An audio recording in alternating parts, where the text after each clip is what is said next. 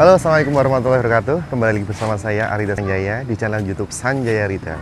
Sobat Sanjaya Retail, kali ini tim Sanjaya Retail sedang berada di toko HS Mart 2. Tepatnya ada di Desa Melati Agung, Kecamatan Semendawai Timur, Kabupaten Oku Timur, Provinsi Sumatera Selatan. Jadi buat teman-teman yang ada di sekitar Oku Timur ya, Palembang, Lampung, dan lain sebagainya, silahkan boleh mampir ke toko HS Mart. Ini proyek yang kita kerjakan. Dan lagi-lagi teman-teman, untuk kesekian kalinya kita mengerjakan proyek yang tanpa kaca. Kita masuk ke dalam, kita cek tokonya.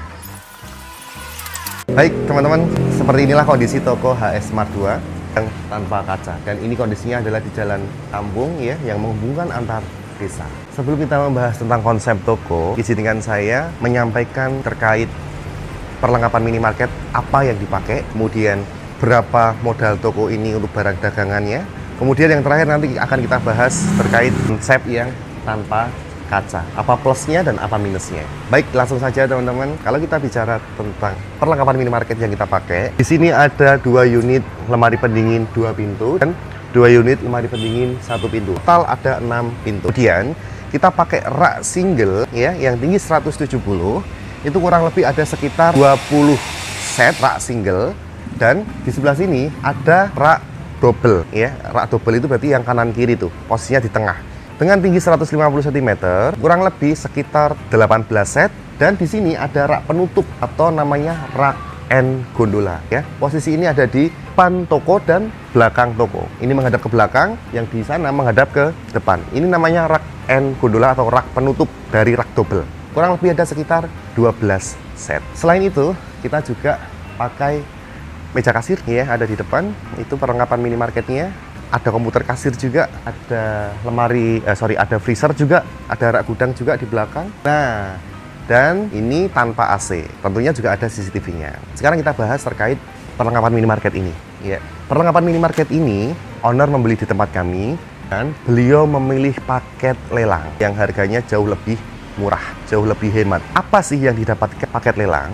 Ketika teman-teman mau membeli paket lelang, nanti teman-teman akan mendapatkan full satu toko untuk perlengkapan minimarketnya, kecuali AC dan CCTV. Ya, kurang lebih paket lelang ini cocok untuk dipakai atau digunakan untuk luas toko minimal adalah 90 meter persegi minimal. Ya, seandainya teman-teman punya toko 150 meter persegi atau 200 meter persegi, insya Allah masih bisa. Ya. Dan teman-teman, paket lelang ini owner beli di tempat kami, owner tidak minta direkondisi atau dicat ulang. Karena owner langsung membeli di tempat paket lelangnya, di toko yang waktu itu toko tutup sudah langsung diangkut semuanya. Kondisinya ini yang paket lelang tidak direkondisi. Kondisinya seperti ini. Ini raknya ya meskipun ada karat-karat sedikit, tapi sepertinya menurut saya masih layak. Belah sini ya. Ini contoh rak yang belum direkondisi, ini seperti ini. Tapi di tempat kita juga menyediakan paket rekondisi. Artinya kalau misalkan memang dari owner minta untuk dibantu rekondisi, nah nanti kita akan cat semuanya ya. Dari mulai tiangnya kita bantu cat ulang, ini kita amplas, kita bersihkan, kemudian kita cat ulang, jadi sehingga nanti tidak ada yang berkarat seperti ini. Termasuk meja kasirnya pun juga kita bantu rekondisi, kita cat ulang, kita perbaiki laci-lacinya semuanya. Termasuk neon boxnya pun di depan ya, itu kita bantu rekondisi juga. Kita bantu rekondisi lampunya, kita bantu rekondisi stikernya, dan kita bantu semuanya ketika teman-teman membeli paket lelang dengan paket rekondisi. Meskipun nggak direkondisi pun nggak jadi masalah, masih layak, masih bagus. Lemari pendingin nggak direkondisi pun masih bagus, masih layak, masih bisa dipakai. Nah, ini jadi catatan teman-teman dan jadi pembanding teman-teman, jadi pertimbangan teman-teman. Ketika budgetnya minim, saran saya nggak perlu direkondisi. Contohnya seperti ini ya, karena budgetnya sangat minim sehingga tidak ada rekondisi, langsung dipakai saja, ini tinggal dibersihkan. Tapi kalau misalkan teman-teman pengen lebih estetik lagi, lebih keren, lebih menarik, lebih bagus, dicat ulang ya, kami siap untuk membantu rekondisinya, sehingga nanti teman-teman sudah terima bersih, termasuk neon boxnya sudah kita buatkan stiker sesuai dengan nama tokonya ya. Yang tidak dapat di paket lelang adalah AC dan CCTV. Nah, CCTV ini owner beli sendiri. AC dapat, tapi waktu kemarin sepertinya rusak. Nah, kenapa saya menyampaikan tidak dapat AC? Karena kadang-kadang di paket lelang itu ada yang dapat AC dan ada yang nggak dapat. Seandainya dapat, berarti itu rezeki teman-teman. Tapi seandainya nggak dapat, ya berarti memang nggak ada AC-nya, nggak dijual AC-nya sama pihak lelangnya. Gitu. Oke, terkait untuk masalah perlengkapan minimarket. Sekarang kalau kita bicara berapa sih modal toko ini? Nah, modal itu berdasarkan dengan luas bangunan toko. Ya, luasnya berapa? Makin besar luas tokonya, maka semakin besar juga modal yang harus akan kita keluarkan. Baik untuk ngisi perlengkapan minimarketnya maupun ngisi barang dagangannya. Nah, berapakah luas toko ini dan berapakah modalnya? Apakah dengan modal yang alokasikan ini sudah tepat atau belum? Baik, saya pelan-pelan akan menyampaikan. Untuk toko ini luasnya kurang lebih sekitar 120 meter persegi. Ya, kurang lebih bangunannya 8 meter kali ke belakang 15 meter. Kurang lebih sekitar 120 meter persegi. Dan ini beliau menggunakan paket lelang. Ya, paket lelang tanpa rekondisi kita jual sekitar 90 juta. Dan barang dagangannya dengan luas sekitar 8 meter kali 15 meter, perhitungan waktu kemarin kita buka sekitar 200 juta ya. Ini perkiraan ya, sekitar 200 juta. Jadi modal barang dagangan dan modal perlengkapan minimarket kurang lebih sekitar 300 juta untuk ukuran toko yang 8 kali 15 meter. Tentunya dengan modal seperti itu ini sangat hemat sekali karena sudah tertekan dulu di biaya perlengkapan minimarketnya ya. Dan apakah sudah cocok dengan modal 300 juta kita buka di sini? Kalau kita lihat kondisinya, lokasinya atau jalannya, ini adalah area coverage atau lokasi yang ada di perdesaan atau di perkampungan, bukan di tengah kota. Ya. Dengan modal 300 juta, posisi ini di perdesaan, ini sangat cocok, ini sangat tepat, dan ini sangat berpotensi untuk usaha teman-teman semuanya. Tapi kalau misalkan dengan modal 300 juta dan kondisi toko seperti ini, ya, kita buka di pinggir jalan raya, di perkotaan, di pinggir jalan provinsi ataupun nasional, saya tidak merekomendasikan. Kenapa saya tidak merekomendasikan? Karena di pinggir jalan raya, di perkotaan, di jalan nasional ataupun jalan provinsi, kan banyak masuk kompetitor. Ya, siapapun bisa masuk ke situ, kompetitor bisa masuk ke situ. Meskipun ada beberapa daerah yang memang toko nasional pun juga bisa masuk perkampungan, tapi potensinya sangat kecil. Sehingga kenapa saya sering menyampaikan lebih baik buka di perdesaan, buka dengan ukuran berapapun, insya Allah aman ya, karena memang kondisinya kalau di perkampungan ancaman kita itu tidak besar. Maka garis besarnya adalah dengan kita membuka ukuran toko 8 meter kali 15 meter, kurang lebih sekitar 120 meter persegi, ini sangat cocok sekali di perkampungan. Ini sangat cocok sekali untuk di perdesaan. Saya tidak menyarankan buka di perkotaan. Terus berapa bang kalau misalkan kita mau buka di perkotaan? Minimalnya atau di pinggir jalan raya, baik provinsi maupun nasional, minimal untuk dalam tokonya, barang dagangan dan perlengkapan minimarketnya minimal adalah 500 juta. Itu adalah minimal. Ketika teman-teman bisa lebih daripada 500 juta, itu lebih baik karena nanti dampaknya di omset. Kalau kita bicara omset, omset yang sehat itu yang seperti apa? Toko yang sehat itu yang seperti apa? Berdasarkan modal teman-teman semuanya. Omset itu ada pengaruhnya di modal. Berapa rasionya untuk bisa dikatakan toko itu sehat? Rasio dari modal adalah 2,5%. Artinya ketika teman-teman punya modal 200 juta, harusnya toko yang sehat itu omsetnya adalah 5 juta minimal. Ini bisa dikatakan sehat dan bisa buat bayar operasional ya. Ketika teman-teman bisa omset lebih daripada 5 juta, misalkan 6 juta, 7 juta, itu jauh lebih sehat. Artinya profit atau keuntungan teman-teman jauh lebih besar. Karena secara logika, saya analogikan bahwa ketika teman-teman ingin mendapatkan ikan yang besar, maka teman-teman harus siapkan juga umpan yang besar. Umpannya siapa di sini? Umpannya adalah modal. Semakin besar modal kita, artinya kita punya harapan untuk mendapatkan omset yang besar. Ketika kita memancing, kita ingin mendapatkan ikan yang besar, kita harus punya umpan yang besar juga untuk mendapatkan ikan yang besar.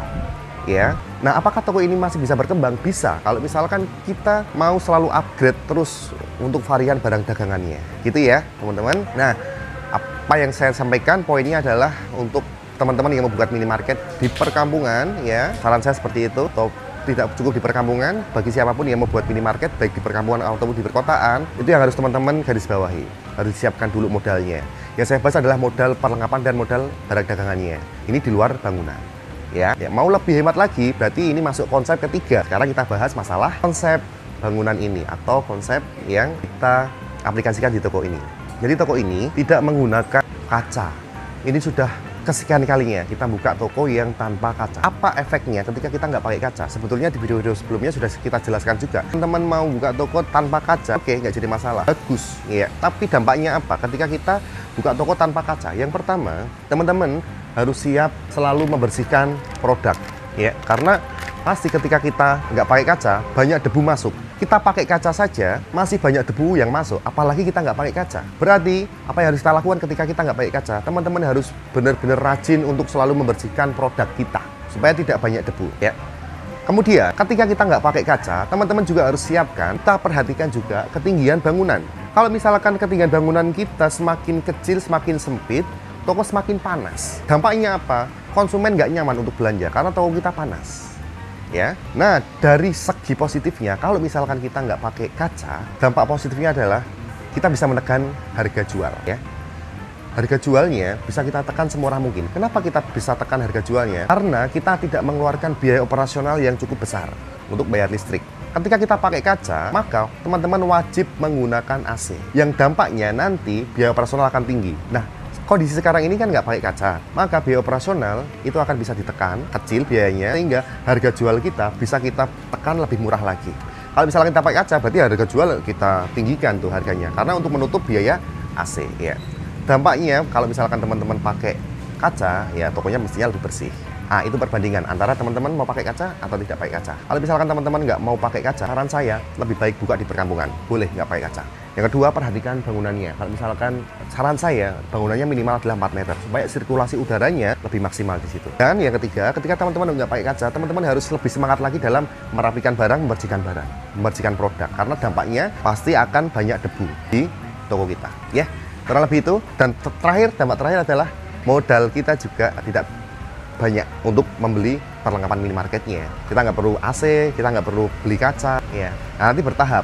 Ternyata misalkan ya, tahap awal kita nggak pakai kaca nggak jadi masalah. Tapi misalkan ternyata banyak konsumen yang nggak betah, nggak nyaman, ya silakan nanti di-upgrade. Ya, toko ini saya sarankan di perkampungan yang tanpa kaca. Kalau misalkan di perkotaan wajib menggunakan kaca, karena kompetitor kita besar. Ya, sehingga paling tidak kita bisa menyamakan pelayanan tidak langsungnya dengan kompetitor yang lainnya. Saya pikir cukup dari saya. Semoga apa yang saya sampaikan bermanfaat buat teman-teman semuanya. Catatan buat teman-teman ketika membuat minimarket, tolong sekali, tolong dikomunikasikan dengan baik, tolong dikonsultasikan dulu dengan baik supaya tidak salah langkah terkait desain bangunannya, ya, budget yang dianggarkan, konsepnya, dan lain sebagainya, supaya tidak salah langkah. Dan teman-teman, kita ada program baru di sini, jadi teman-teman sudah bisa konsultasi juga terkait berapa biaya untuk pembangunan. Karena nanti tim kami akan membantu membuatkan rencana anggaran biaya sesuai dengan standar minimarket dan sesuai dengan keinginan konsumen. Ya, nanti akan kita cocokkan antara keinginan konsumen dan apa dampaknya ketika nanti konsumen memakai bangunan yang bentuknya seperti ini. Nah, untuk pembuatan RAB, khususnya untuk sipil dan bangunan, teman-teman akan dikenai biaya karena kita sudah bantu hitungkan semua rencana biaya untuk bangunannya. Bahkan sampai kita buatkan juga desain 3D-nya. Teman-teman sudah bisa melihat secara visualnya, gambaran secara visualnya. Sehingga ketika nanti sudah kita buatkan RAB-nya sampai dengan ke 3D-nya, teman-teman sudah punya gambarannya. Baik gambaran untuk biayanya berapa kira-kira dan nanti jadinya seperti apa. Nah, dengan teman-teman buat RAB dulu di awal supaya teman-teman nanti tidak boncos saat melakukan pembangunannya. Gitu. Dan teman-teman juga bisa juga memakai jasa kontraktor dari kami. Seandainya teman-teman nggak punya jasa kontraktor, atau misalkan teman-teman punya jasa kontraktornya, teman-teman bisa minta tolong kami untuk buatkan RAB-nya sama dengan 3D-nya pun juga bisa. Dan tentunya itu ada biayanya. Ya, kurang lebih seperti itu untuk konsultasi bangunannya. Kami siap melayani teman-teman untuk pembuatan RAB serta desainnya. Dan yang paling penting terakhir teman, kenapa saya minta ke teman-teman semuanya yang mau buat minimarket, tolong konsultasikan dulu supaya kita bisa berikan saran dan masukan baiknya seperti apa. Karena konsultasi itu gratis ketika teman-teman mau datang ke kantor kami. Yang berbayar ketika teman-teman memanggil kami untuk datang ke lokasi, ya. Kurang lebih gambaran seperti itu. Semoga bermanfaat. Terima kasih. Mohon maaf atas kekurangan kami. Assalamualaikum warahmatullahi wabarakatuh.